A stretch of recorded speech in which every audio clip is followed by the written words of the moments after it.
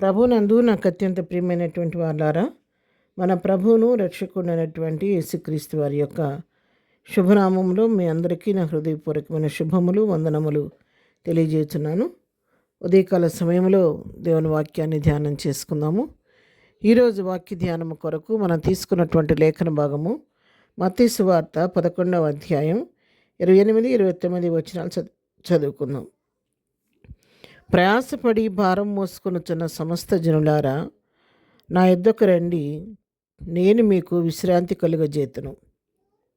నేను సాత్వికుడను దీన మనసు గలవాడను గనుక మీ మీద నా కాడి ఎత్తుకొని నా యొద్ద నేర్చుకునండి, అప్పుడు మీ ప్రాణములకు విశ్రాంతి దొరుకును.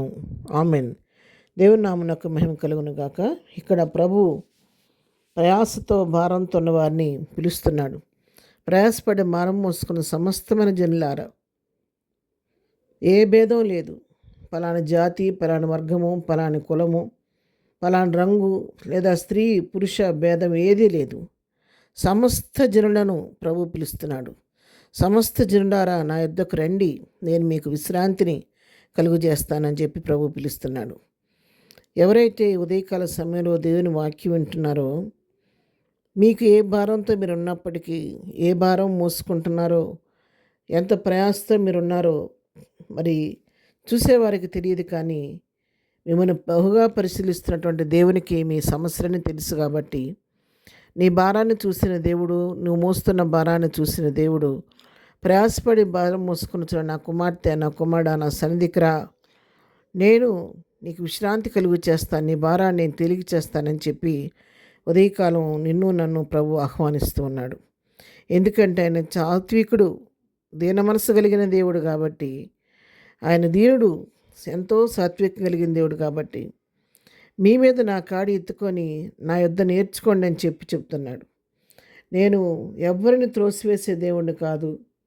నేను మీ అవిధేయతలను బట్టి, పాపాన్ని బట్టి నేను శిక్షించే దేవుణ్ణి కాదు. నేను సాత్వికుడును, దీన మనసు కలిగిన దేవుడు కాబట్టి మీరు ధైర్యంతో కృపాసన యొద్దకు రండి, నా యొద్దకు వచ్చి మీరు నా కాడి ఎత్తుకోండి, నా యొద్ద నేర్చుకోండి, అప్పుడు మీ ప్రాణములకు విశ్రాంతి దొరుకుద్దని ప్రభు పిలుస్తూ ఉన్నాడు.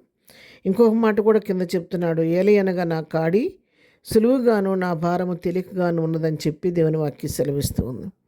ప్రభు చెప్తున్నాడు, నా కాడి సులువుగా ఉంది, నా భారం తేలికగా ఉంది, కాబట్టి మీరు నా కాడిని ఎత్తుకొని నా యొద్ద నేర్చుకోండి, మీ ప్రాణాలకు విశ్రాంతి దొరుకునని చెప్పి దేవుని వాక్యం సెలవిస్తుంది. విలాప వాక్యాల్లో మనం చూస్తే 3వ అధ్యాయంలో యవన కాలం మందు కాడి మోయు నరుడు ధనుడని చెప్పి దేవుని వాక్యం సెలవిస్తుంది. పిల్లల ఉదయకాల సమయంలో యవనస్తుడు కావచ్చు, యవనస్త్రాలు కావచ్చు, స్త్రీలు కావచ్చు, పురుషులు కావచ్చు, ఎవరైనా సరే నీవు ఆయన కాడిని నువ్వు ఎత్తుకుంటే నీవు ధన్యుడువు, నీకు మేలు కలుగుద్ది, దానివల్ల నీకు మేలు కలుగుద్ది. ఆయన నీకు సమస్తాన్ని నేర్పిస్తాడు. ఈ లోకంలో ఎలా బ్రతకాలో, ఎలా జీవించాలో, ప్రభువుకు తగినట్లుగా మనం ఎట్లా జీవించాలో, ఈ లిఖపరమైన దీవెనలు ఎలా పొందుకోవాలో అన్నీ ఆయన నీకు నేర్పించే దేవుడు.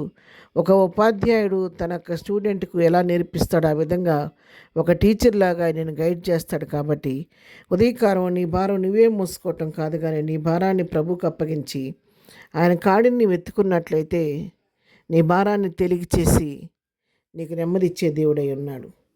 ఇది నువ్వు పునరుద్ధానపు దినం.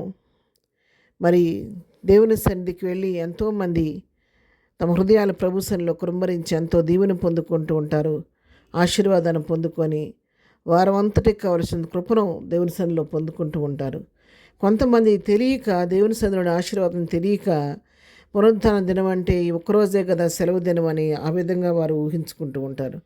ప్రియారా, పునరుద్ధాన దినం దేవుని సన్నిధికి వెళ్ళండి.